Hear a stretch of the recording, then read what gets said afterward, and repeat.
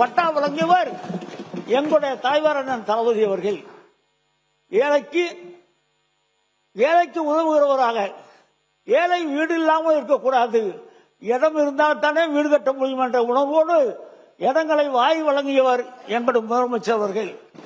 அதே போல நம்முடைய அமைச்சர் அவர்கள் மத்திய அரசாங்கம் தாராளமாக நிதி வழங்குகிறது, 1000 கோடி வழங்கி இருக்கிறது சொல்லி பெருமையோடு நம்முடைய அமைச்சர் அவர்கள் சொன்னார்கள். அது வருடம் கொடுக்கிற பணம் தான், வருடம் நம்ம கொடுக்கிற பணம் தான் கொடுத்திருக்கார்கள். நீங்கள் ஒன்றும் அதிகப்படியாக வாங்கிவிடவில்லை. ஏற்கனவே நமக்கு பேரிடர் மேலாண்மைக்காக நிறைய பணம் மத்திய அரசாங்கத்திலிருந்து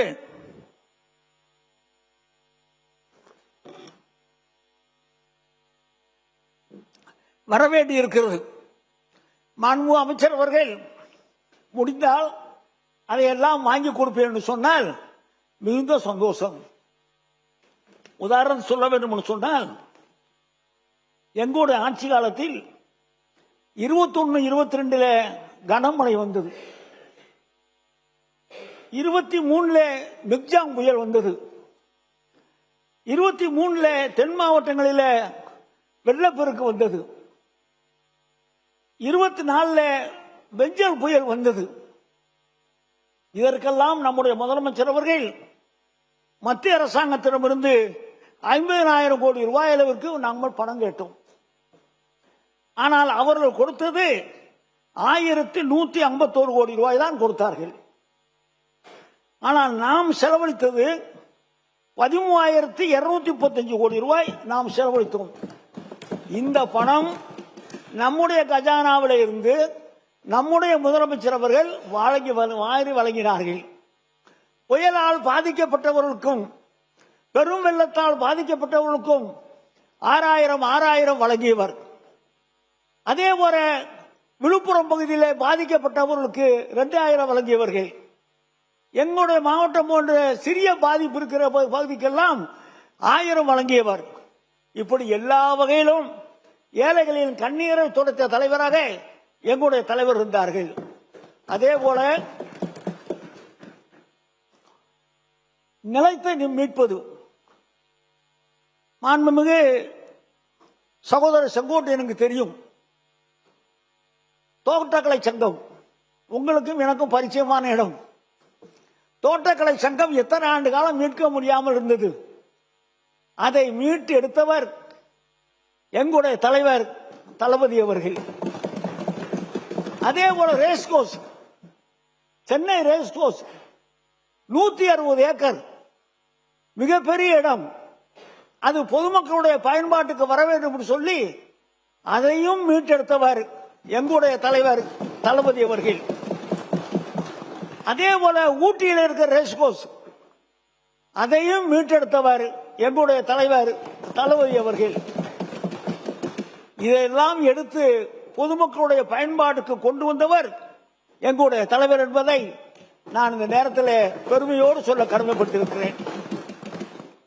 ஓய்வூதியம் நாங்கள் 1200 கொடுத்திருக்கோம். நீங்கள் 3000 ரூபாய் கொடுக்கிறோம் என்று சொன்னீர்கள்.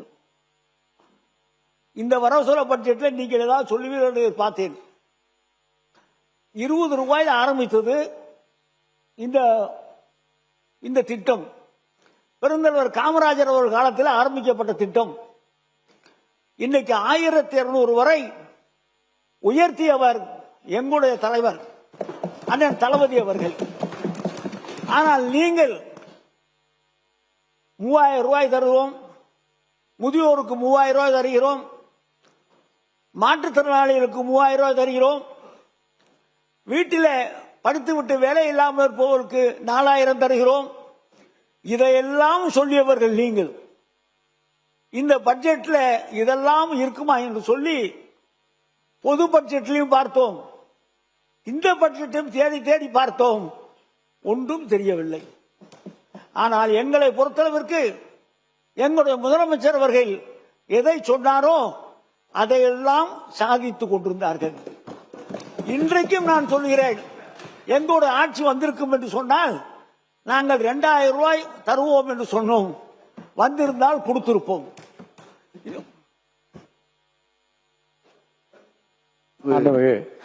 பேரவைத் தலைவர் அவர்களே, 100 நாட்கள் தான் இன்று நடைபெற்று சட்டமன்றம் நடைபெற்றுக் கொண்டிருக்கிறது. நீங்கள் அறிவித்த அத்தனையும் 5 ஆண்டு காலம் தொடர்ந்து நீங்கள் அறிவித்தும் கூட நீங்கள் தேர்தல் அறிக்கையிலே சொல்ல முடியாத பலவற்றை நீங்களால் அறிவிக்க முடியவில்லை. அதற்கான நிதிகள் நீங்கள் ஒதுக்கப்படவில்லை என்பதை நீங்கள் உணர்ந்திருப்பீர் என்று நான் கருதுகிறேன். எங்களை பொறுத்தவரை, நம்முடைய முதலமைச்சரை பொறுத்தவரையும் இதற்கான திட்டங்களை வகுத்துக் கொண்டிருக்கிறார்கள். நீங்கள் நினைப்பதைப் போல எங்களுடைய தூய்மையான ஆட்சி நிறைவேற்றி காட்டும் என்ற நிலையிலே தான் இந்த ஆட்சி நடைபெற்றுக் கொண்டிருக்கிறதே தவிர 100 நாளைக்கு நீங்கள் இதை செய்ய வேண்டும் அதை செய்ய வேண்டும் என்று நீங்கள் பேசுவது என்பது சால பொருத்தமாக இருக்கார். மாண்புமிகு உறுப்பினர். மாண்புமிகு பேரவைத் தலைவர்களே, மாண்புமிகு அமைச்சர் அவர்களை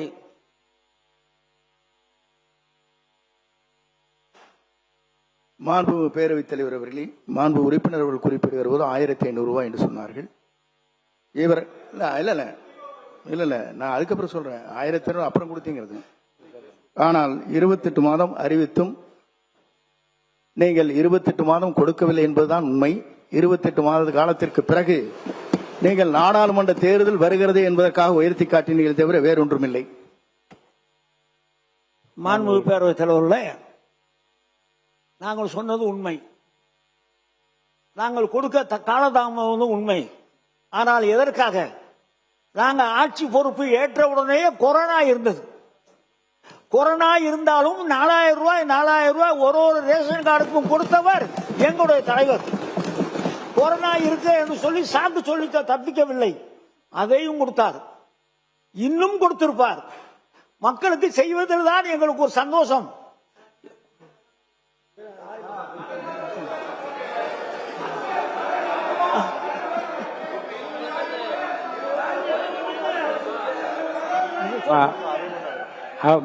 முன்னவர் மாண்புமிகு பேரவைத் தலைவர் அவர்களே,